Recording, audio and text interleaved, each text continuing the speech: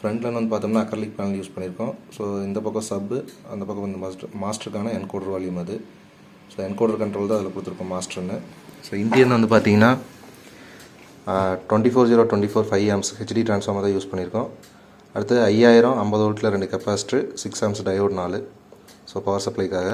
அடுத்து வந்து பார்த்தீங்கன்னா ஜிடெக்கோட ஸ்பீக்கர் டிலே மட்டும் யூஸ் பண்ணியிருக்கோம்.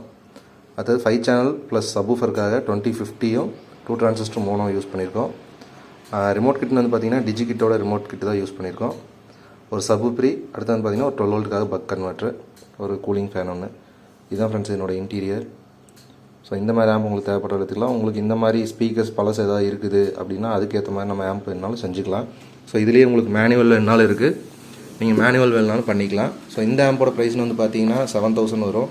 இதே நீங்கள் மேனுவல் எடுத்திங்கன்னா உங்களுக்கு வந்து ஒரு 4500 அந்த ரேஞ்சில் வரும். அதான் நான் சொல்கிறது வந்து பார்த்தீங்கன்னா நார்மல் கேபினெட்டு. இதே அக்ரலிக் போட்டு பண்ணுற மாதிரினா ஒரு 5500 வரும். அதுதான் என்னோடய ரேட்டு. ஓகே ஃப்ரெண்ட்ஸ், என்னோடய ஆடியோ டெஸ்ட் ஒன்று பார்ப்போம்.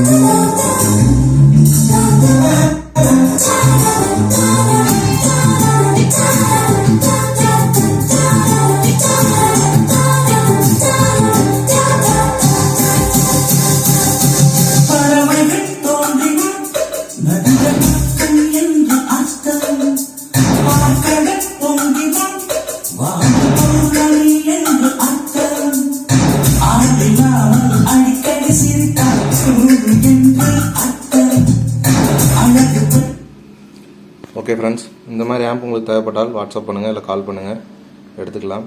தேங்க்யூ ஃப்ரெண்ட்ஸ், தேங்க்யூ ஃபார் வாட்சிங்.